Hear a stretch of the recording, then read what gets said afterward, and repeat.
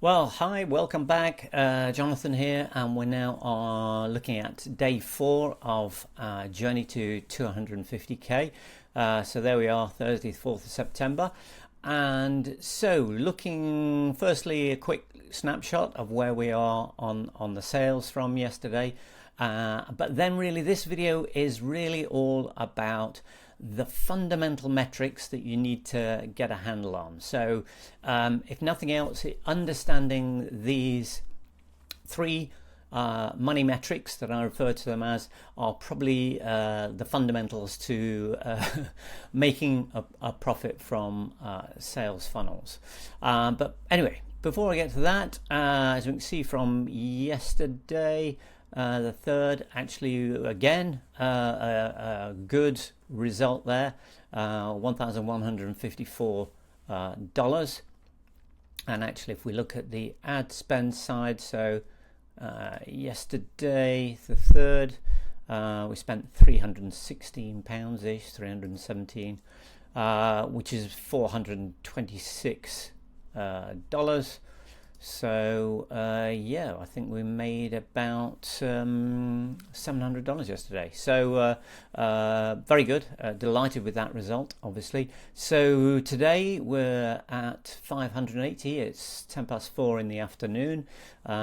So yeah, I may end up, I don't know, 700-800. I've no idea, but hopefully we'll still be in profit by the end of today. So let's move on. What I want to talk to you today is money metrics, and this is probably the last piece, if you like, of more the strategic sort of side of it before I get into the real nitty-gritties of sharing with you specific tactical stuff.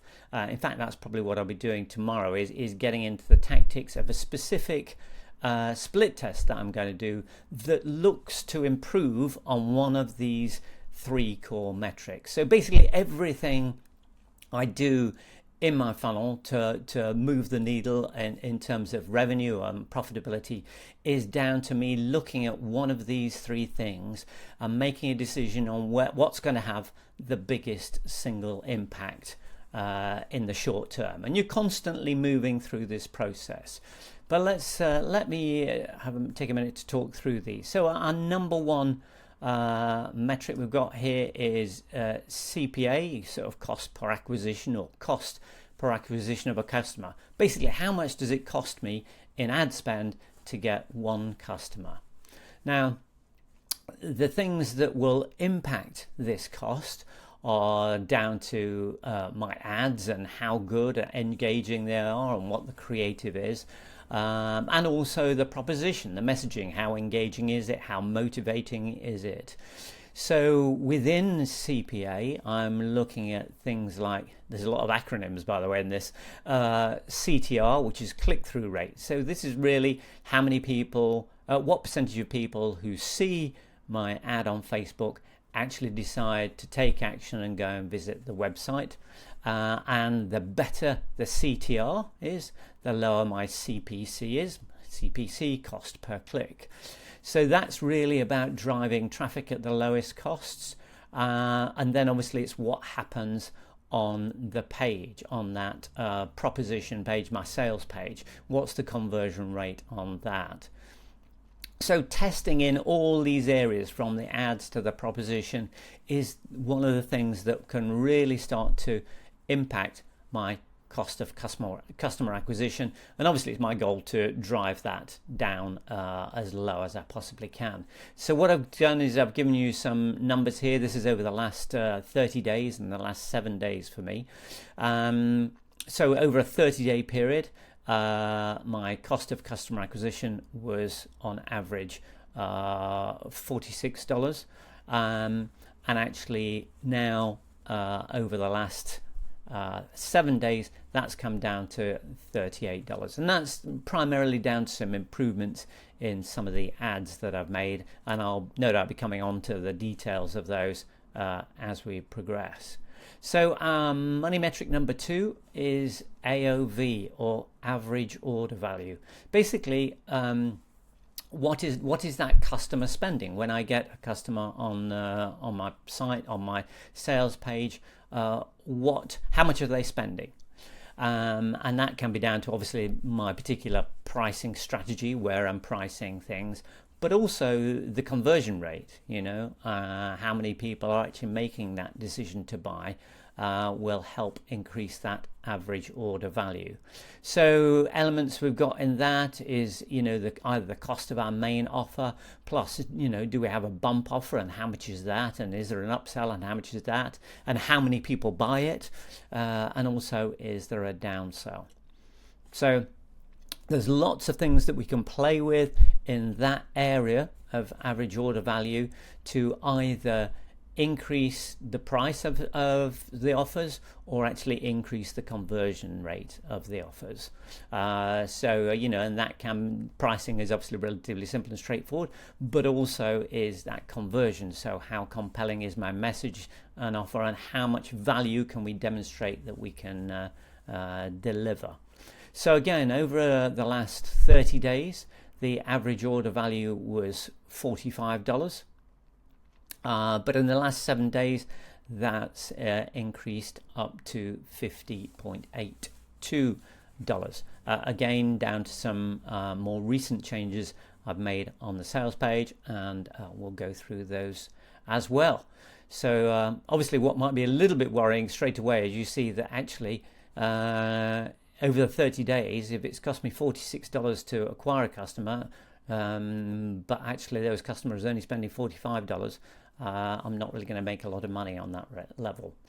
But that's something you always have to be looking at. And as I say, I'm although I've made some progress, I've still got a long way to go with my own stats in this.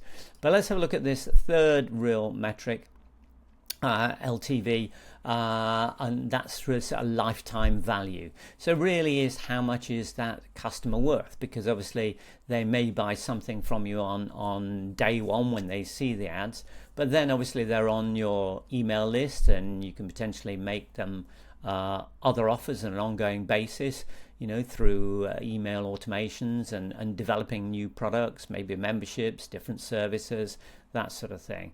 So, and I've got a couple of these things. I do have a very small low-cost membership that is actually slowly increasing, which is helping me. And in future videos, I'll show you exactly the revenue breakdown, where I get my sort of money from. So I'll try and be as open and transparent about absolutely everything in this. So so we can look at the current metrics over the last month. It's averaged $73, but actually in the last 7 days, that's more looking like $86. So now you can start to see actually sometimes what you might spend initially to acquire a customer doesn't mean that's the end of the road. Almost if you can acquire a customer at basically zero cost, then all my ad spend is being covered, and I'm getting a customer on my email list for nothing. So it really then becomes about, okay, well, what other sort of ways can I develop that relationship, make further offers, or develop products that my audience would really want and love. So it's important to look at that in two ways. It's good to try and make money upfront, basically on day one, but also it's important to understand that it's not necessarily all about making that money on day one. It's really about what is that lifetime value. And here really, even my lifetime customer value, I've only really looked at it over a 30-day period. Probably if I looked at it over a 60 or 90-day period, this number would no doubt increase. I've had some people on my email list who may have bought last year and don't buy anything for maybe six months or even a year. So there is other revenue that comes down the funnel. Now, when you've got all these three things together, what they do is they work together to actually look at your bottom line number. And really, this is the ultimate, if you like, of these three sort of metrics. So basically, it's that ROAS, which is return on ad spend. So basically that's how much money have I put in, how much money have I got out, am I in profit, as simple as that. So really, if you look at the lifetime customer value, our number up here, and you take away the actual cost of getting that customer, you end up with really what is that full return on ad spend. So I've looked at that over the last 30 days, and the number was 1.58, which means that basically over the last 30 days, for every pound I was spending, I'm getting £1.58 back. So that's not a bad return. But in the last 7 days, it's gone up to 2.26. Which is, obviously more in line. And I'm thinking really I'd probably need to be targeting up to about a ROAS of 3. So for every pound I'm spending, I'm getting 3 back. Or another way of looking at it would really be if I'm doing $240,000 in sales, I really want to be making $160,000 in profit. Is where we're going to. Okay, so that's really all I'm going to leave you with today.